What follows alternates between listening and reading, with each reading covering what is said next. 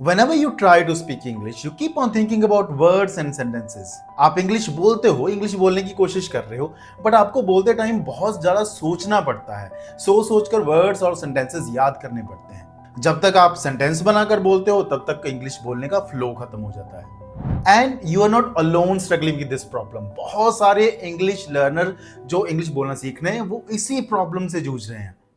Reason because उनका subconscious mind train नहीं है अपने आप इंग्लिश बोलने के लिए। अल्टीमेटली तो हम लोग यही चाहते हैं कि जिस तरह से हम हिंदी, पंजाबी या अपनी मदर टंग बोलते हैं, उसी फ्लो से हम इंग्लिश भी बोले, बिना सोचे समझे। वर्ड्स ऑटोमेटिकली हमारे दिमाग में आए और हमारे मुंह से सेंटेंसेस बन बनकर निकलते रहे। बट ये नहीं हो रहा। तो इस सब का सोल्यूशन क्या है? Train your subconscious mind. ये सिर्फ किताबों में कही हुई बातें नहीं है, ये रियल साइंस है। और मैं आज आपको उसी साइंस के थ्रू समझाऊंगा कि किस तरह से आप अपने सबकॉन्शियस माइंड को ट्रेन कर सकते हैं इंग्लिश एक फ्लो में बोलने के लिए, और वो भी बिना ग्रामर या ट्रांसलेशन किए हुए। इस टॉपिक पर वैसे मैंने आज तक बहुत ज़्यादा बात नहीं करी है, हमने बस अलग अलग तरह की ट्रेनिंग्स और टिप्स और ट्रिक्स की बात करी। बट इन रियल ना सबकॉन्शियस माइंड का ट्रेन होना सबसे ज़्यादा इंपॉर्टेंट है। मेरा नाम संदीप है और इस चैनल पर मैं वीडियोस बनाता हूं इंग्लिश कम्युनिकेशन, स्पोकन इंग्लिश और प्रोफेशनल इंग्लिश के बारे में।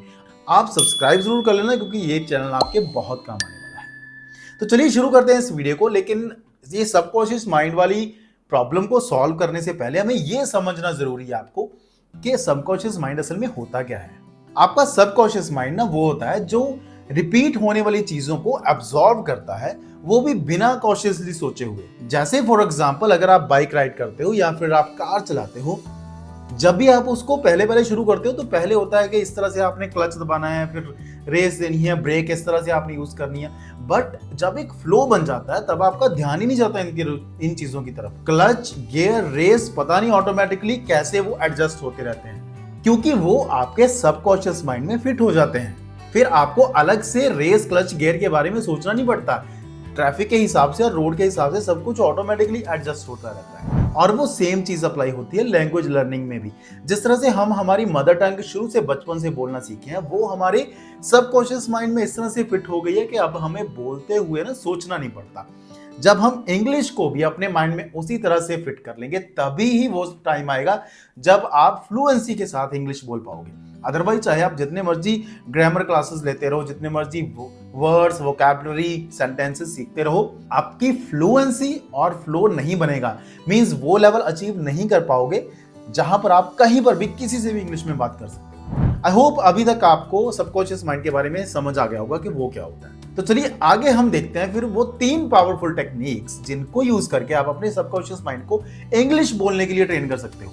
वो मैंने भी यूज करी है और हर कोई फ्लुएंट इंग्लिश स्पीकर वो टेक्निक्स को यूज करके ही फ्लुएंट बनता है। सबसे पहली टेक्निक है शैडोइंग डेली सेंटेंसेस। हर दिन 5 से 10 सेंटेंसेस उठाओ, चाहे वो किसी की यूट्यूब वीडियो से हो, इंग्लिश पॉडकास्ट से हो, इंग्लिश मूवीज और व्हाटएवर यू लाइक, कहीं से भी आप पिक कर सकते हो 5 या 10 सेंटेंसेस किसी पे के भी इंग्लिश में बोले हुए, नेटिव इंग्लिश स्पीकर हो या फिर कोई भी जो फ्लुएंसी के साथ इंग्लिश बोल रहा है। उन 5 या 10 सेंटेंसेस को सुनो, पॉज करो और राइट अवे उसी टाइम ही रिपीट करो।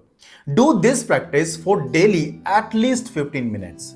मीन्स आपने किसी भी एक पर्सन की एक पैराग्राफ, एक वीडियो का छोटी सी क्लिप देख ली, चाहे वो 2 या 3 मिनट की हो, 10 या 15 सेंटेंसेस हो उसमें, और उन्हीं 10-15 सेंटेंसेस को आप पॉज करो, रिपीट करो। Try to speak with the same fluency, same speed, same accent और सेम टोन। शुरू में वो एज इट इज कॉपी नहीं हो पाएगा, लेकिन जब तक होता नहीं तब तक आपने ट्राई करते ही जाना है। सेकंड जो एक बहुत पावरफुल टेक्निक है, दैट इज अफर्मेशन। इसको हम एक तरह की मेंटल रिहर्सल भी कह सकते हैं। सुबह उठते ही और रात को सोने से पहले ये कुछ सेंटेंसेस खुद को बोलो। I speak fluent English, I enjoy speaking English, I love English language, I am a confident English speaker. क्या करना है आपको? ये 3-4 सेंटेंसेस जो मैंने अभी आपको बोले हैं, और कुछ मत करो, सिर्फ इन 3-4 को रिपीट करते जाओ रोज। अभी आपको लगेगा कि ये क्या बात हो, इससे क्या हो जाएगा, but you don't know your subconscious mind is sensitive to repetition and emotions. Means with full dedication and emotions, अगर आप कुछ भी रिपीट करते जाओगे, वो आपके सबकॉन्शियस माइंड में ऑटोमेटिकली फिट होता जाएगा। And next, create English environment. ये तो हर एक के लिए इंपॉर्टेंट है। जो लोग कहते हैं मेरे पास इंग्लिश स्पीकिंग पार्टनर नहीं है, कोई है नहीं जिसके साथ मैं प्रैक्टिस कर सकूं, ऐसे बहाने बनाने वाले लोगों के लिए भी ये एक सोल्यूशन है।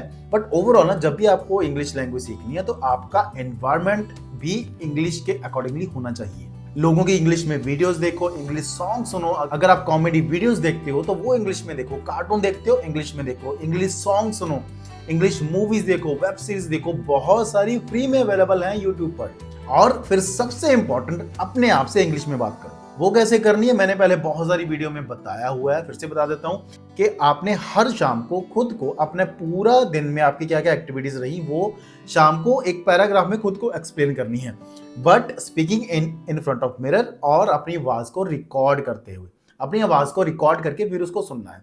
और अगर ये काम आपने सुबह सुबह करना है तो फिर पूरा दिन में आप क्या करने जा रहे हो, कहाँ कहाँ घूमने जा रहे हो, क्या क्या काम करना है, वो खुद को बताओ। अगर आप ये सारी हैबिट्स बना लोगे तो आपका ब्रेन ऑटोमेटिकली इंग्लिश को अपनी डिफॉल्ट लैंग्वेज मानने लगेगा। And you know, subconscious mind यही तो होता है, जो चीज उसमें बाय डिफॉल्ट फिट हो गई तो हो गई। आपने देखा होगा ना, कुछ लोग हैं लाइफ में सब कुछ ठीक ठाक होने के बावजूद भी दुखी रहते हैं, क्योंकि उनका सबकॉन्शियस माइंड प्रोग्राम हो चुका है दुखी रहने के लिए। और वहीं पे कुछ लोग होते हैं जिनके पास कुछ भी नहीं ढंग का है, ना पैसा है, ना लाइफ में कुछ फ्यूचर दिख रहा है, लेकिन खुश पूरा रहते हैं, क्योंकि उनका सबकॉन्शियस ब्रेन ट्रेंड हो चुका है। खुश रहना या फिर दुखी रहना उनकी डिफॉल्ट पोजीशन बन गई है।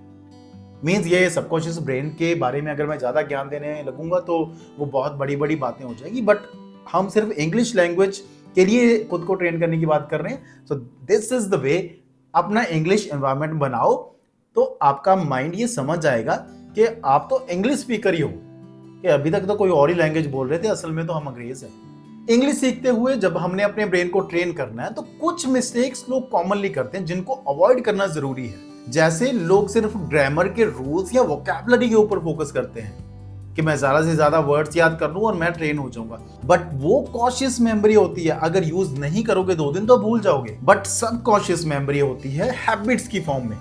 मीन्स एक बार जो आपके माइंड में फिट हो गया तो फिर ऑटोमेटिकली बोलना स्टार्ट हो जाएगा। इसलिए तो मैं अपनी हर एक वीडियो में कहता हूं कि आप वोकैबुलरी के पीछे या ग्रामर के रूल्स याद करने के पीछे मत भागो। उसका रीजन ये नहीं होता कि वो चीजें जरूरी नहीं है, उसका रीजन ये होता है कि अगर आप वो चीजें ज्यादा करते जाओगे तो आपकी सबकॉन्शियस माइंड ट्रेन नहीं हो पाएगा, सिर्फ एक कॉन्शियस मेमोरी रोज बिल्ड होगी, रोज डिलीट होगी। बट अब जो मैंने वो आपको ऊपर टिप्स बताए हैं, अगर आप उनको फॉलो करके खुद को ट्रेन करते हो और रेगुलरली इन चीजों को अप्लाई करते हो तो आपका सबकॉन्शियस माइंड डेफिनेटली ट्रेन हो जाएगा। ये को बहुत बड़ी बातें नहीं, सिर्फ 2-3 चीजें ही हैं, बट उनको अपनी हैबिट में लेकर आना ही पड़ेगा अगर आपको एक सबकॉन्शियस माइंड को ट्रेन करना है। ये पूरी वीडियो में मैंने पता नहीं सबकॉन्शियस वर्ड कितनी बार बोल दिया होगा, बट ये बहुत ज़्यादा इंपॉर्टेंट है और उसको ट्रेन करना इतना ज़्यादा आसान है नहीं। आपको कंसिस्टेंसी दिखानी पड़ती है। तो अगर आप डेली थोड़ा थोड़ा करके अगर आप अपने सबकॉन्शियस माइंड को ट्रेन करोगे तो एक दिन आएगा जब आपका इंग्लिश का फ्लो पूरे का पूरा बन जाएगा। कमेंट में मुझे जरूर बताना क्या पहले आपने कभी अपने सबकॉन्शियस माइंड को ट्रेन करने की कोशिश करी है, और अगर अभी शुरू कर रहे हो तो फिर कौन सी चीज से पहले शुरू करोगे। अगर आपको इंग्लिश सीखने में कोई भी दिक्कत आ रही हो कमेंट में मेंशन जरूर करना, I will definitely get back to you.